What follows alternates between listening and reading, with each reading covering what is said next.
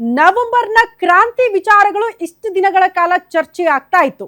November starting days ಅಲ್ಲಿ ಏನ್ ಹೇಳ್ತಾ ಇದ್ರು ಗೊತ್ತಾ? ಸಂಪುಟಕ್ಕೆ ಸರ್ಜರಿ ಆಗಬಹುದು, ಸಿಎಂ ಕುರ್ಚಿಗಲ್ಲ ಅಂತ. ಕಾಲ ಕಳೆದಂಗೆ ದಿನಗಳು ಉರುಳಿದಂತೆ ಡಿ.ಕೆ. ಶಿವಕುಮಾರ್ ಅವರು ಅಲರ್ಟ್ ಆದ್ರು. ಕಾರಣ, ಕೊಟ್ಟ ಮಾತನ್ನ ಉಳಿಸ್ಕೊಳ್ಬೇಕು. 2.5 ವರ್ಷ ನವೆಂಬರ್ 21ಕ್ಕೆ ಕಂಪ್ಲೀಟ್ ಆಯ್ತು. ಹಾಗಾಗಿ ನೀವು ಸಿಎಂ ಕುರ್ಚಿಯನ್ನ ಬಿಟ್ಟು ಕೊಡಬೇಕು ಅಂತ ಸತತವಾಗಿ ಪಟ್ಟು ಹಿಡಿದಿದ್ದಾರೆ, ಹಠ ಮಾಡ್ತಿದ್ದಾರೆ. ಹೈಕಮಾಂಡ್ ಮಟ್ಟದಲ್ಲಿ ಪರೇಡ್ಗಳಾಯ್ತು, ಆಪ್ತ ಬಳಗದಲ್ಲಿದ್ದಂತಹ ಶಾಸಕರ ಸಚಿವರ ಪರೇಡ್ ಆಯ್ತು. ಇದಾದ ಬಳಿಕ ಈಗ ನೇರ ಸಿಎಂ ಎದುರು ಬದ್ರ ಆಗ್ತಿದ್ದಾರೆ, ನೀವೇ ಬಿಟ್ಕೊಡ್ಬಿಡಿ ಅಂತ ಕೇಳೋದಕ್ಕೆ. ರಾಜ್ಯ ಕಾಂಗ್ರೆಸ್ ನಾಯಕರಿಗೆ ನಾಳೆ big day.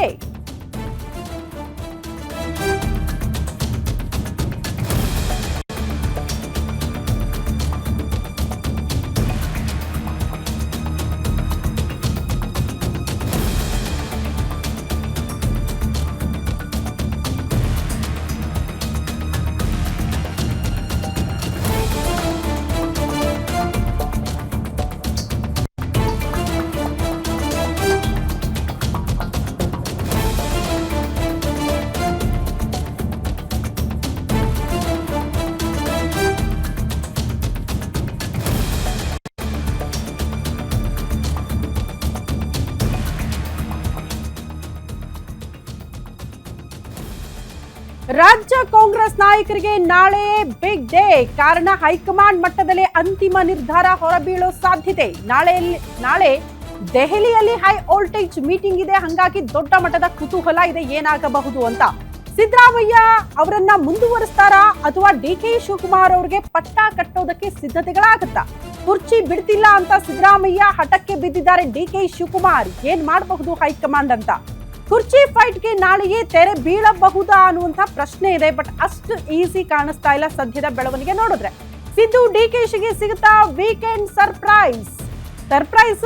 Mostly DK. Shivakumar ಅವ್ರಿಗೆ ಇರಬಹುದು. ಸಿದ್ದರಾಮಯ್ಯನವ್ರಿಗೆ ಶಾಕ್ ಆಗ್ಬಿಡತ್ತೆ ನಾಳೆ ಬೆಳವಣಿಗೆ ಏನಾದ್ರೂ ಸಿದ್ದರಾಮಯ್ಯನವ್ರನ್ನ ಕೆಳಗಿಳಿಸೋ ರೀತಿಯಲ್ಲಿ ನಿರ್ಧಾರಗಳು ಬಂದ್ರೆ. ಹಂಗಾಗಿ ಗೊತ್ತಿಲ್ಲ,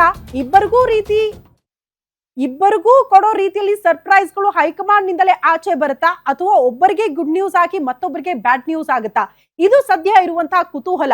ಬಟ್ ನಾಳೆಯ ಈ ಮೀಟಿಂಗು ಮುಂಚೆ ನೀವಿಬ್ರು ಕೂತ್ಕೊಂಡು ಬಗೆಹರಿಸ್ಕೊಳ್ಳಿ ಅಂತ ಹೈಕಮಾಂಡ್ ಸಂದೇಶ ಕೊಟ್ಟಿದೆಯಲ್ಲ, ಅದನ್ನ ಬಗೆಹರಿಸ್ಕೊಳ್ಳೋದಕ್ಕೆ ಇಬ್ಬರು ನಾಯಕರಿಗೆ ಆಗುತ್ತಾ ಅನ್ನೋದು ಈಗ ಇರುವ $1 ಮಿಲಿಯನ್ ಪ್ರಶ್ನೆ.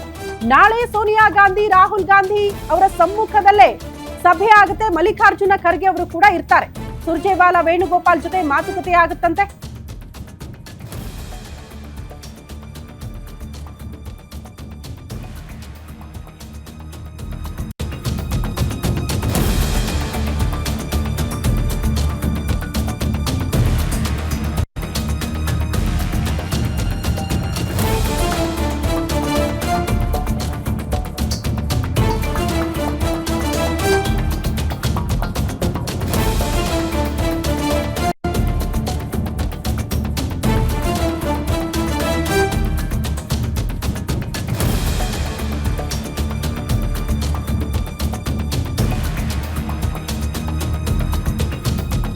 ನಾಳೆ ಸೋನಿಯಾ ಗಾಂಧಿ, ರಾಹುಲ್ ಗಾಂಧಿ, ಮಲ್ಲಿಕಾರ್ಜುನ ಖರ್ಗೆ ಅವರ ಸಮ್ಮುಖದಲ್ಲಿ ಸಭೆ. ಸುರ್ಜೇವಾಲಾ, ವೇಣುಗೋಪಾಲ್ ಜೊತೆಗೆ ಮಾತುಕತೆ ಆಗುತ್ತೆ. ಮೊದಲ ಹಂತವಾಗಿ ಸಿಎಂ ಡಿಸಿಎಂ ನಡುವೆ ಹೊಂದಾಣಿಕೆಗೆ ವರಿಷ್ಠರು ಸರ್ಕಸ್ ಮಾಡ್ತಾನೆ ಇದ್ದಾರೆ ನಿರಂತರವಾಗಿ. ಹಾಗಾಗಿ ನೀವೇ ಕೂತ್ಕೊಂಡು ಮಾತಾಡಿ ಅಂತ ಸಂದೇಶ ಕೊಟ್ಟಿದ್ದಾರೆ.